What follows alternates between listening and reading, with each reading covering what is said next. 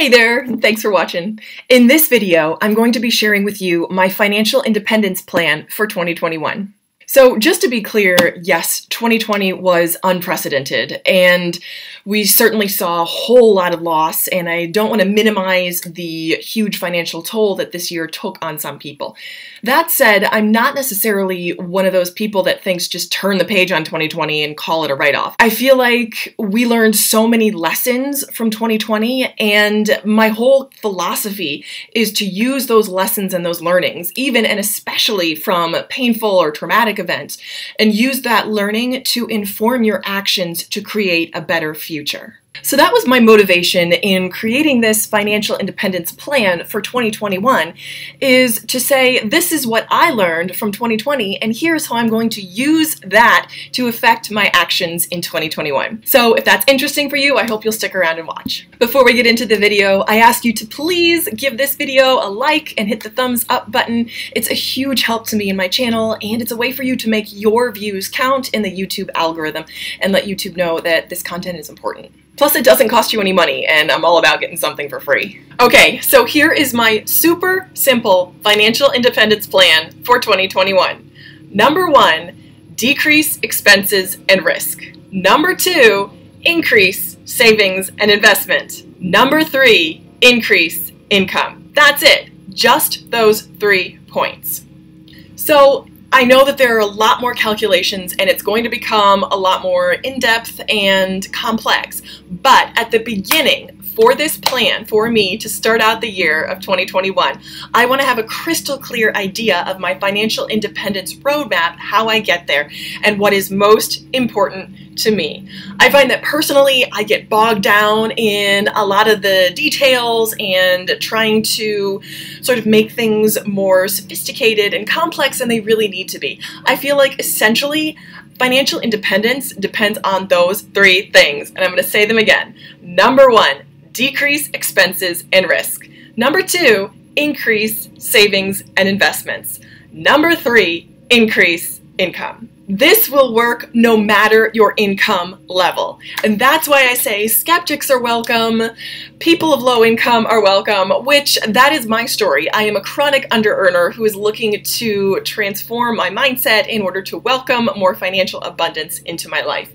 The way that I am doing this is by A, retraining my mindset, but also being, again, crystal clear in my financial independence goals. So here's my take on these 3 items. Number 1, decrease expenses and risk. If you're familiar with my story at all, I tend to be fairly frugally minded. However, I do live in a super high cost of living area, and my housing costs are a little bit higher than I would like them to be. So there are some expenses that I really can't do anything about right now. However, I'm not letting that stop me from adjusting the expenses that I can and doing some research to make sure that I'm getting the best value possible. And in the category of decreasing expenses and risk, I would also include any outstanding consumer debt that you might have.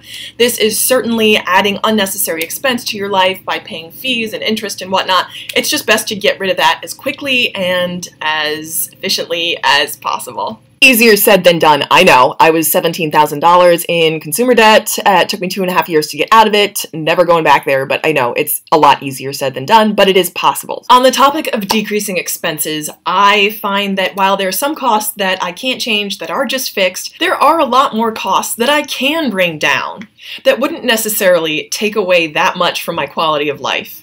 Really being honest with myself on where I can decrease my expenses is so important in creating a firm foundation for financial independence. So, case in point, my 2 expense categories that are the most likely to go over are my groceries and my personal care, personal spending. Those are 2 big offenders for me. If you've seen my Mr. Money Mustache case study, you'll see that I was eviscerated for how much I spend on personal care, and yes, this is something that I know that I can bring down. And in order to move forward in my financial independence goals for 2021, that is certainly part of the plan. Point number 2 is to increase savings and investing. And this has actually become one of my favorite topics to talk about, even though I'm still a beginner and still learning a whole lot on this topic. There's a lot to learn and things are changing so rapidly, especially in the current financial climate, that there's always something new to absorb and adjust to. I have found that by taking little teeny tiny micro steps, I've actually made a decent amount of progress.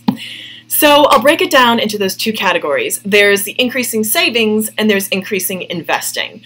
So for me, the savings was okay. I had kind of trained myself to have an amount automatically deducted from my post-tax paycheck to be put into a small, accessible sort of emergency fund. I started out with that $1,000 Dave Ramsey emergency fund, and then I just built on that. So I was able to give myself some sort of a cushion in terms of savings. So what I started to do with that amount that I had deducted from my paycheck was just very, very gradually raise it up. And I'm talking by like $5, by $10. And I found that by increasing it by very, very, very small amounts, I don't miss that amount as much. It's like that whole saying, like, how do you boil a frog? By increasing the temperature of the water very gradually rather than all at once. And I'm using that same principle for myself when it comes to savings, and eventually, in a positive way, I'll have a bigger savings soup, put it that way. So that has worked so well for me in kind of micro savings amounts and breaking it down into very small increments.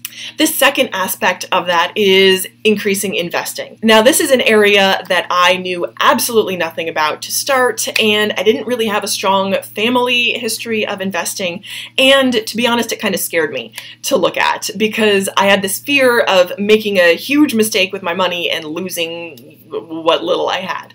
So I realized that this fear was not healthy, was not serving me, and so I decided to do something about it. So gradually, the way that I increased my investment knowledge was by doing this. I just started with my company-sponsored 401k plan and literally just logging into the portal and looking at my account and knowing what I was already invested in, how I could make some changes that might help my investments grow. So literally the first step was logging in, and then from there asking questions, talking with people who know more than I do, which is really easy because I don't know a lot. So really gaining that knowledge from people who have more experience, who have more knowledge and understanding than I do, and then taking what I already know and then applying that with what's most important to me. I would say that I have a moderate to moderate risk tolerance, but I also would like to see some gains. So making very small incremental adjustments to my investments has really been empowering for me. The second thing I did for investing was to do my research and to dig back through my history, and I found out that I had an old IRA that had rolled over from a previous employer, and I took charge of that IRA. It's not a lot, but it's not a small amount. So I logged in again and got to know the portal that it had rolled over into, looked at what it was invested in, which, P.S., it wasn't invested in anything. It was just sitting there in cash and was actually losing money because of the fees. So I took control and I made some changes. And I'm kind of still, again, I am still learning and I'm starting to know how these changes are taking effect, but it's so empowering to know that I can make decisions. I would rather make a call and have it not turn out the way that I wanted than to not make the call at all and end up losing money anyway. The most important part for me is to be aware and engaged, even when it seems like things aren't going my way, because by staying engaged and by staying the course, the eventual gains are worth so much more than temporary setbacks. Let me say that one more time. The eventual gains are worth so much more than any temporary setbacks. And the third point in my financial independence plan for 2021 is to increase my income. And so there are two ways that I plan on doing this. Point number one is by increasing the value of my skills in the marketplace, and namely how they relate to my day job. My day job is my bread and butter. It's the foundation of my earning, and it is the most powerful wealth building tool that I have at the moment. So my plan is to increase the value of my skills in the marketplace in order to make myself more valuable, both in my current position and in any future positions. The second way I'm increasing my income is through side hustles. Now, I love a good side hustle. At the moment, my main side hustles are eBay, this channel, and I just opened an Etsy shop, which I am so proud of. At the moment, there's only one item in there, but when you're watching this, that might have changed. So if you want to see what I've been up to, go check it out. I'll leave the link down below. I believe that everyone should have a side hustle and should look to diversify their income as much as possible. My main goal is to save other people time and money, and I aim to emulate and learn from the people who have saved me time, money, and have given me inspiration. So that is my financial independence plan for 2021. I hope this has been helpful for you and has kind of started you thinking about ways that you might use the lessons we learned from 2020 to create a better 2021. Thank you so much for watching, and as always, I hope you'll keep watching. Bye!